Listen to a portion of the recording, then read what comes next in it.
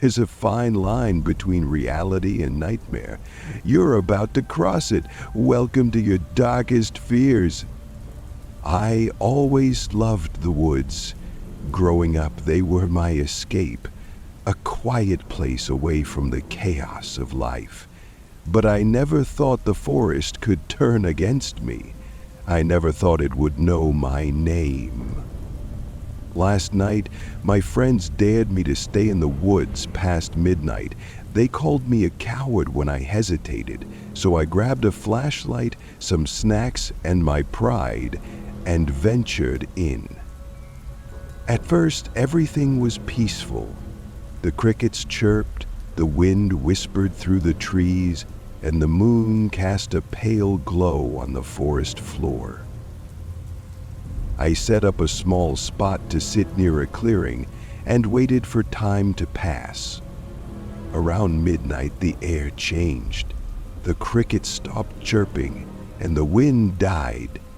It was so quiet I could hear my own heartbeat. Then I heard it. Someone whispering my name. Daniel, I froze. The voice was soft, almost playful, like a child trying to tease me. I pointed my flashlight toward the sound, but there was nothing there, just shadows stretching between the trees. I laughed nervously. All right, guys, very funny. You got me. I shouted, hoping my friends had followed me as a prank. But no one replied. I decided to stay calm and waited out. But the whisper came again, this time from behind me. I spun around, my flashlight shaking in my hand. The beam of light caught something moving between the trees, something tall, pale, and impossibly thin. It moved too fast to see clearly, but its presence chilled me to the bone. Panic set in. I started packing my things, ready to run back to the safety of the cabin. But as I turned to leave, I realized I didn't remember which way I'd come. The trees all looked the same, their twisted branches reaching down like claws. And then the whispers started again. Daniel, stay with us. It wasn't just one voice anymore. It was many. Men, women, children, all chanting my name. The sound came from every direction, growing louder and louder. I ran, my flashlight bouncing wildly.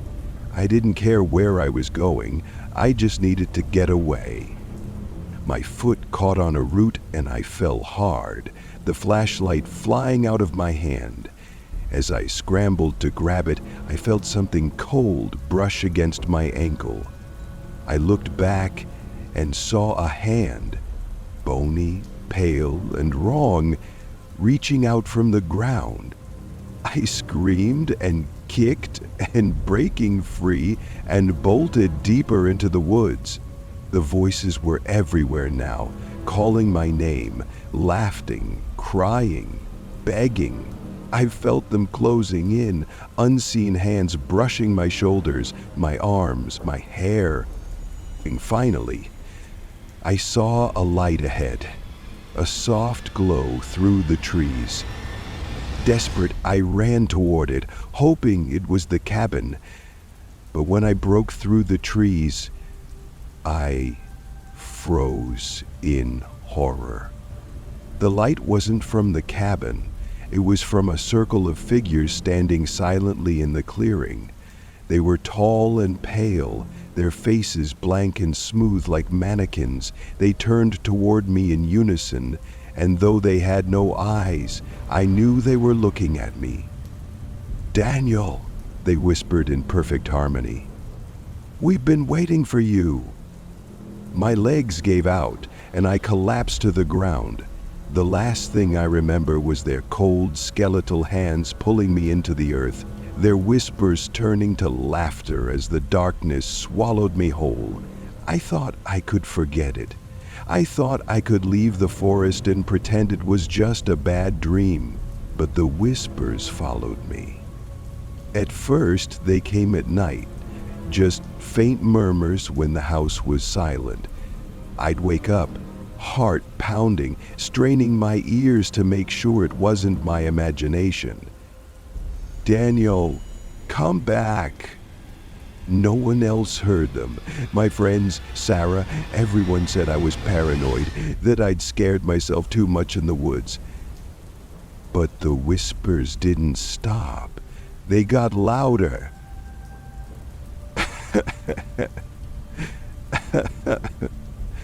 2 days later, I heard them while I was awake.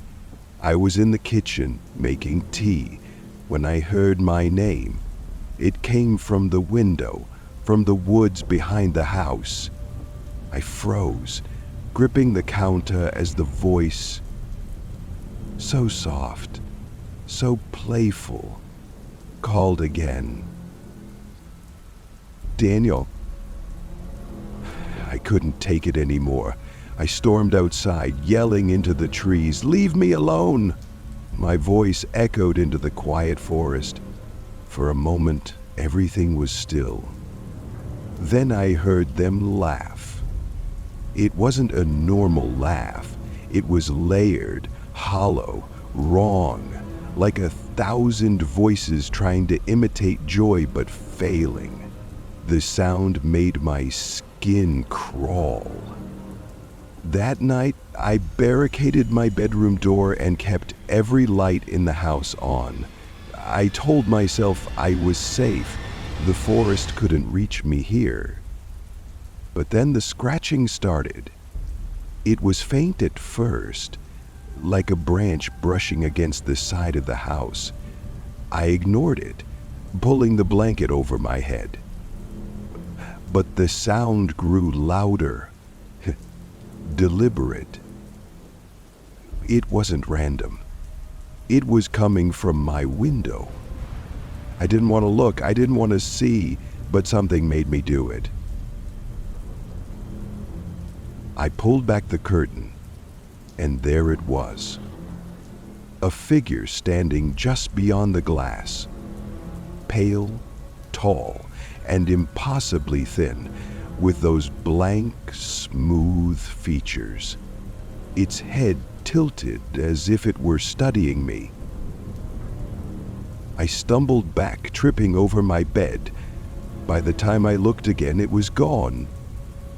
But the scratches didn't stop. The next morning, I decided to leave. I couldn't stay near the forest anymore.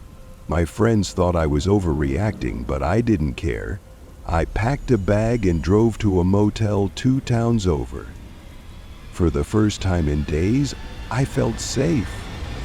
Until I found dirt on the floor by the door. The motel room was spotless when I checked in, but now there were muddy footprints leading from the door to the bed. My bed. That night, I didn't sleep. I sat in the corner of the room with the lights on. I don't know why I agreed to camp in the deep forest. Everyone warned me about it. People go in and never come out, they said, but curiosity got the better of me. The first night was fine. The fire crackled warmly and the stars shone brightly above me. The sounds of the forest were alive, crickets chirping, leaves rustling. It felt almost peaceful. By the second night, the peace had turned into something off. It started with the whispers, faint, just beyond the trees, like someone murmuring secrets. "Hello?" I called out. My voice echoed back at me, but there was no response. I told myself it was the wind. What else could it be?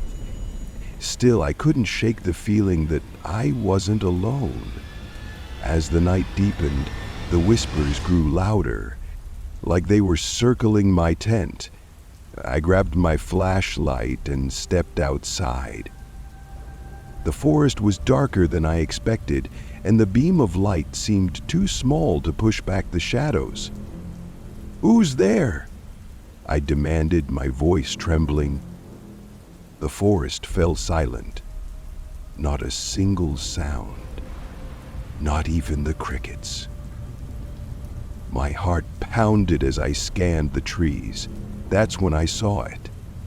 At first, I thought it was a shadow, but it moved against the moonlight. A figure stood between the trees, tall and thin, its face hidden in darkness. "Stay back!" I shouted, backing toward my tent. The figure didn't move. But then, in the stillness, I heard it. A whisper, so close it felt like it was inside my head. "Leave." I didn't need to be told twice. I grabbed my backpack and started running, flashlight shaking in my hand. Every step I took, I felt the presence behind me, its whispers chasing and closing in. No matter how far I ran, I couldn't escape the feeling that it was right behind me. Finally, I saw the edge of the forest, the faint glow of my car's headlights. Relief flooded through me as I burst out into the open and slammed the car door shut. As I drove away, I glanced in the rearview mirror. The figure stood at the edge of the trees, watching, its dark form melting into the shadows.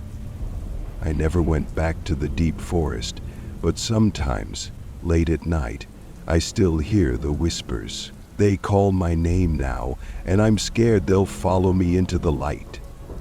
As the whispers continued, my nights turned restless. Even after I escaped to the deep forest, they found me. At first they were faint, easily dismissed as the wind or my imagination. But as days passed, they grew louder, clearer. I started hearing them in strange places, while brushing my teeth, in the hum of my refrigerator, even at work. They didn't just whisper anymore. They said things I couldn't ignore. "Come back. You belong to us. Run all you want. We'll find you." One night I decided to record them. I left my phone's voice recorder running by my bed. When I listened back the next morning, my blood turned cold. The whispers weren't faint. They were clear as day, and they weren't just whispers anymore. There were voices, many of them. Men, women, even children. "We are waiting. Your time is near." I threw my phone across the room, my hands shaking. My heart raced as I realized it wasn't just the forest, it was them. A week after I left the forest, strange things began happening around my house. Lights flickered, doors opened on their own, and my reflection in the mirror didn't always move the same way I did. Once, while I was washing my hands, I looked up. My reflection smiled at me, though my face remained still. I screamed, backing away from the mirror, but the reflection didn't stop. It mouthed two words before vanishing. "Come back." I couldn't take it anymore. Sleep was impossible, the whispers unending. I started locking myself in my room, keeping the lights on at all hours, but no lock could stop them. One night, the whispers turned into footsteps, slow, deliberate. They echoed through my hallway. I grabbed a kitchen knife and pressed my back against the wall. "Stay away," I whispered. My voice was barely audible over the sound of my own breathing. The footsteps stopped just outside my bedroom door. The handle jiggled. Then it turned. The door creaked open, revealing nothing but darkness. My flashlight trembled in my hand as I aimed it at the empty space, but it wasn't empty. A figure stepped into the light. The same one I'd seen in the forest. It was closer now, its features clearer. Its face was a void. No eyes, no mouth, just darkness. The whispers filled the room, deafening now. I screamed and lunged at it with the knife, but it was like stabbing smoke. The figure dissolved, the room falling silent once again. I collapsed to the floor, trembling. That was the moment I realized. Running wouldn't help. They wouldn't let me go. Tonight, I'm writing this as a warning. If you hear the whispers, don't follow them. Don't look back. And for the love of everything, don't go to the deep forest. Because now, as I sit here, I see them. They're outside my window, their empty faces staring in, and this time, they won't let me escape.